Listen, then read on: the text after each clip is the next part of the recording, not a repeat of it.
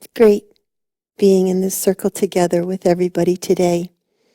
And before we start our service, I'd like to just take a moment of feeling energy, the energy in our bodies, the energy in the world right now.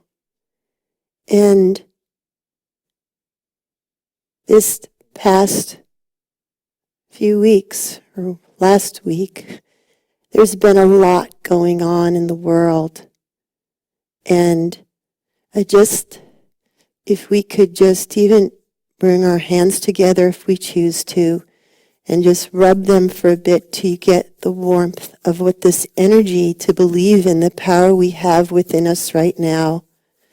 This place, this source within us, that in the midst of all the chaos, there's a place in us that is calm, fully compassionate, fully present,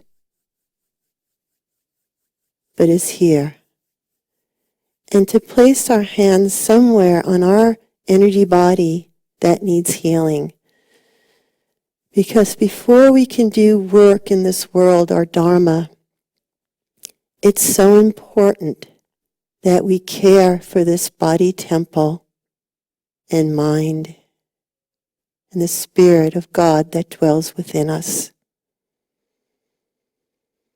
Just as we take care of our house, want things in order for the loved ones dwelling within it, just as we take care of our car, keeping it in good working order for the person driving it within. And so it goes for this body temple. There's been just so much sensory input of suffering worldwide that it's hard not to be affected by it. But to take this moment in power of healing our own temple, our own body, so that we can be able to do the work we came here to do. And let's bring our palms together in a prayer of bowing to the infinite presence of Spirit, the light of God within us and within each other. Namaste. So this weekend being the Labor Day weekend, it brings to mind a mantra that you're probably familiar with, and it's Loka Samasta Sukhino Bhavantu. And it means, may all beings everywhere be happy and free. And my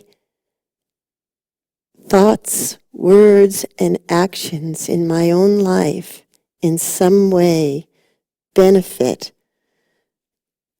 the happiness and freedom for all beings. And that brings us to the topic of this day, which is Karma Yoga, selfless, serveless, right work, right action.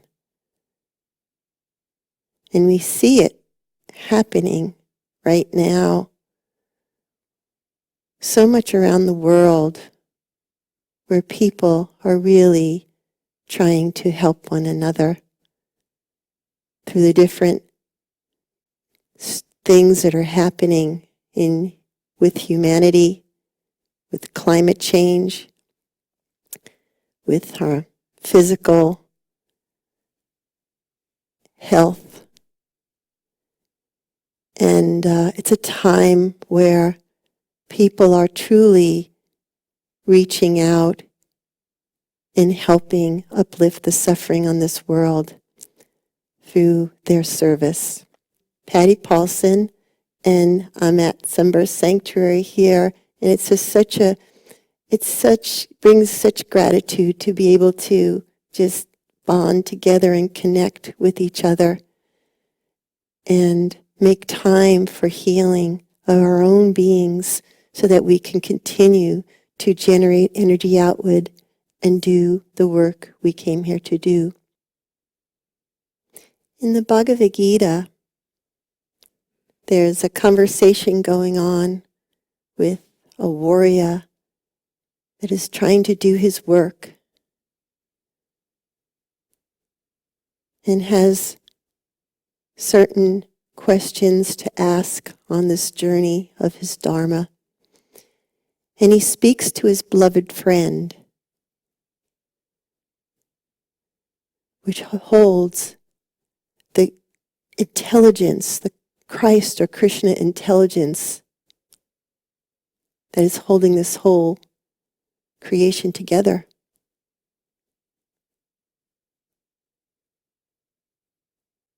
And he has contact right within him of receiving guidance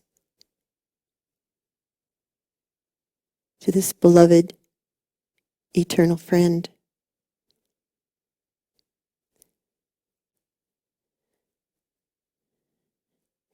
And the answer he gets, the warrior called Arjuna receives in his work, is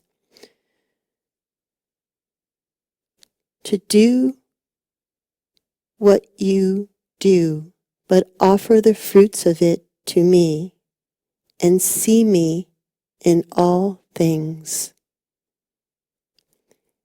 It's similar to what that same Christ consciousness spoke in Jesus going about his work in this life.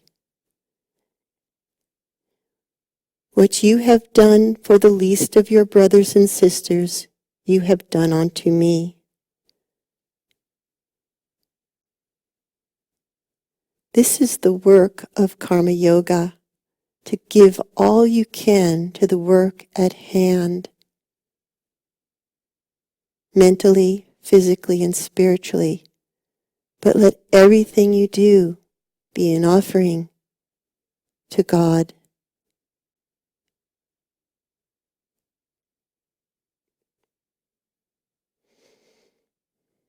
In the Bhagavad Gita, it speaks of different approaches to attain this union with God or self-realization.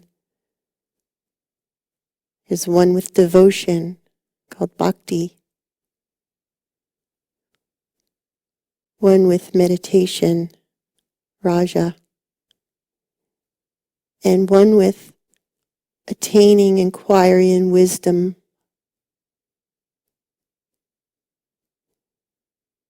and it's jnana yoga.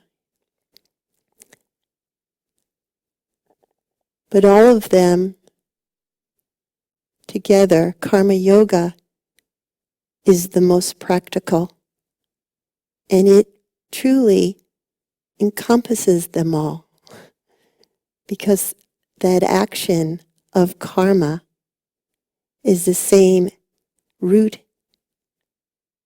essence as kriya, is to act. Act. As in our meditation, it's an action of moving energy and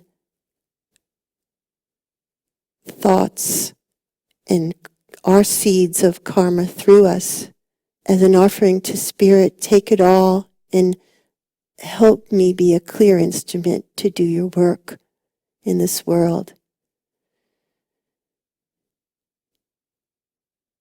And when we take that work in our meditation off our seat or off our mat and into the world, again, karma yoga of action, of selfless service, doing all we can do for Spirit, for God, and seeing God in all that we do, in all that we meet.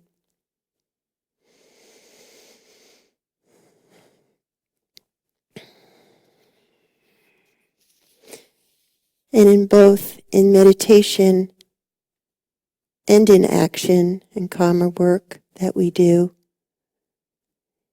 they both cultivate devotion, because you're in a constant work of offering to Spirit,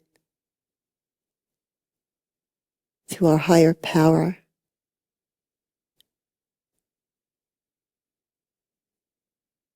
So it is a constant awakening of our own devotion that wakes up our heart and makes us ready and willing to be available, to be of service.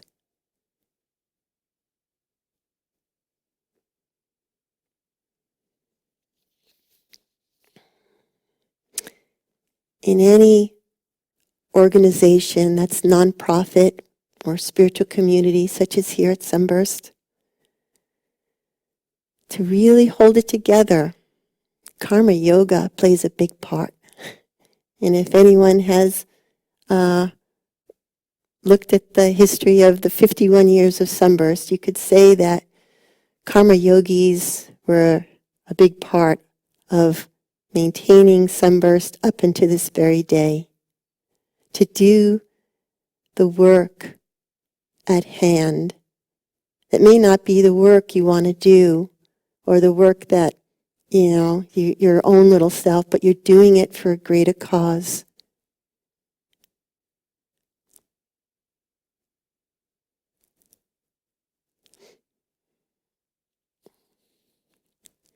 And in doing this work of karma yoga, of right work,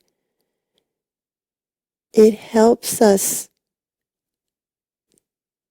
move the ego back, and it helps us begin the awakening of what's growing inside of us, the true nature of who we are.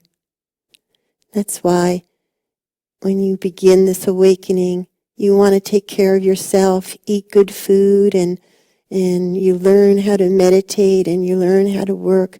And doing all these things, you're going to bump into hiccups along the way, or bumps that bruise you, or bruise the ego. But it's things that are actually helping us awaken our true nature of who we are, the pure self within. So it's a good work of purifying our body, mind, and spirit. And the Bhagavad Gita teaches this, that how important meditation and action is. And it's a big part of the conversation or the discourse going on in that beautiful commentary. It says, if you think of God while you perform your duties in this world, you will be mentally united with the divine. And we may find a lot of times when we come to meditation, and I could speak for myself, it reminds me sometimes of taking off in a plane. Because when you first sit for meditation, it's usually a little restless. You go through the turbulence of liftoff. And it's a time where a lot of people find excuses of why they don't or can't find time to meditate, because it's a little uncomfortable time of restlessness, of dealing with things that are on the mental computer screen from what's happening in your life at that day, conflict or something you have to do or don't have time, got to do that. And so it gives a restless period of takeoff before you can move into the part where it just begins to be quiet and expansive and calm. And where you can really begin to receive the guidance that comes through you in that calm, quiet period of time of your meditation as you deepen that place of stillness within you, and it begins to speak in you, speak through you, work through your hands, work through your heart, work through your thoughts. And why I bring that up is a lot of time that restlessness of those beginning thoughts have a lot to do with our work, our activities that we are engaged in, kind of conflicts or something, and you kind of bring them into your meditation. And if you can't at least sit in that time of meditation and help move those causes of those actions that are discomfort, move them through you as an even offer up, help me, Spirit, move them through you with the practice of our meditation. You'll find that when you go back off the mat into the world, you'll be able to handle those places of work that maybe you have a little problem with of confronting. So your work and meditation are super important.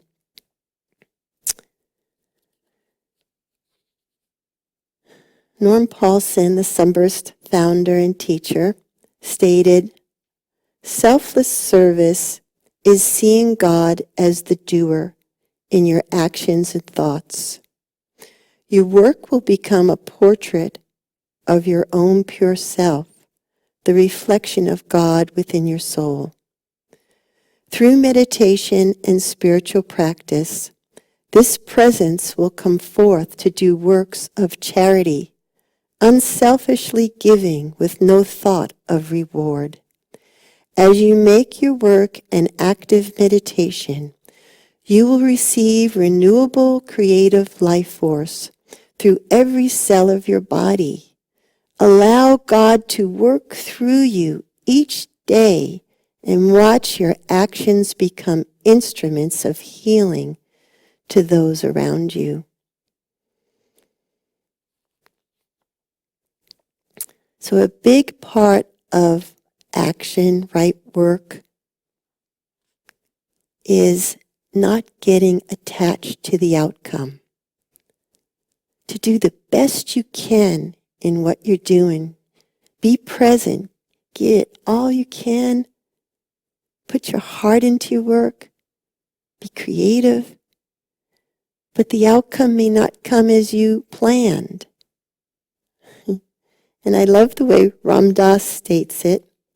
A lot of our anxiety is because we are attached to how it is supposed to come out, which doesn't allow God to play. And the Bhagavad Gita states it too. You will thus attain inner peace in the midst of action. This evenness of mind is the essence of yoga or divine union as you become non-attached to the outcome. To surrender to the pure self within and allow the outcome, either it be success or failure, you give it to Spirit and continue with the joy of your work, the joy of your actions.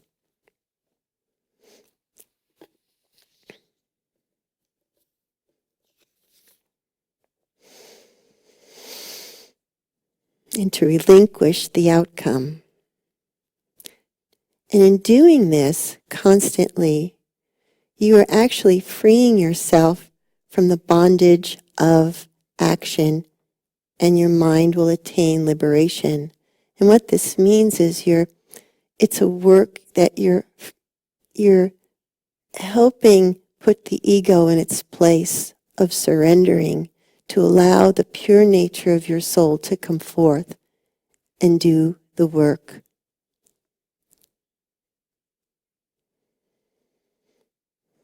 Another important aspect of karma yoga is our attitude in doing our work. Because if we're attached to the fruits of our labor, again, as it was said, it's not really karma yoga, and it creates a lot of anxiety. And if we go into our work complaining and grumbling and just not finding any joy in what we do, that's not really karma yoga. So our attitude makes it karma yoga. The intent or energy behind our action, rather than the action itself, is what makes it karma yoga. And it's not how hard we work. It's what we bring to our work. It's what we are offering in our work. It's allowing that power of spirit to come through you in the midst of your work, to be actively calm and calmly active in the work. To make all we do an offering, even washing the dishes, when we act without desire for the fruits of our actions, this is selfless service. And again, it helps us in this process to diminish the ego that wants all the credit and all the recognition of everything it does, but to allow the pure nature of our soul to do work. And it doesn't mean we can't take credit for the work we do, but in knowing to take that acknowledgement and that credit and that thankfulness right to the doer of the work within you. And that's important. So, and in the words of Paramahansa Yogananda, you work for God, love God, be wise with God, and realize Him through Kriya Yoga, through our meditation. Get your seat prepared for our meditation, sitting upright. It's helpful to have, if you have the back for it, just a little space from the chair and your back. You can use the support you need.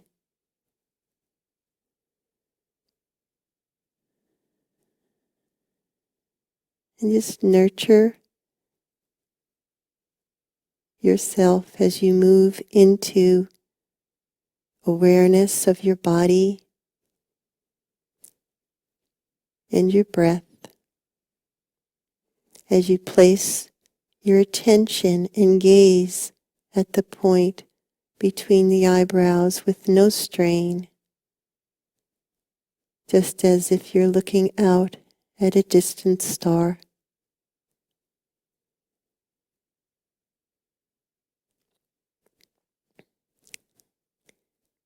And just allow the calmness to come.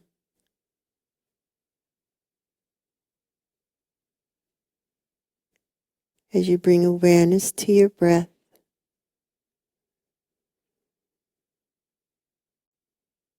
The inhaling breath and the exhaling breath.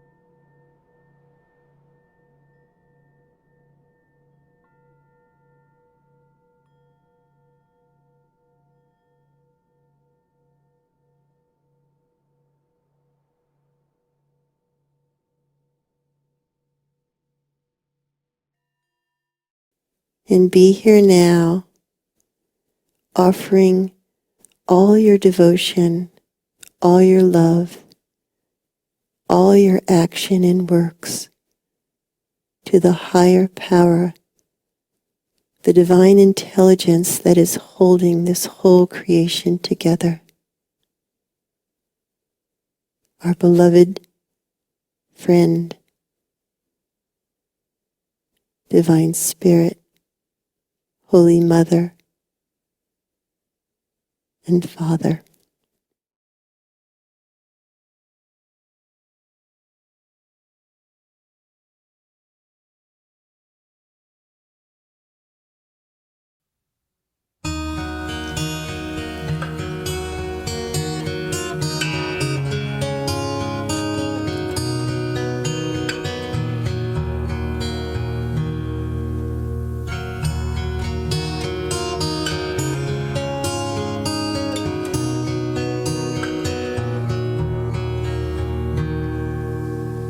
I set my sail on the sea of light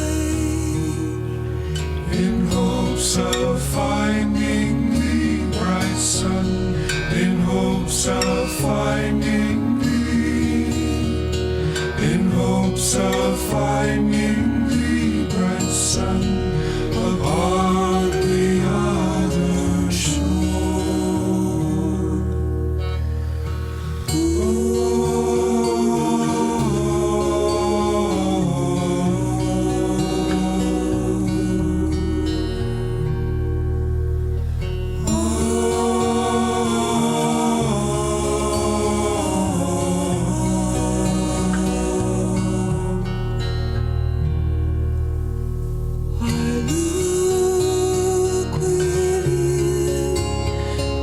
Star that shines,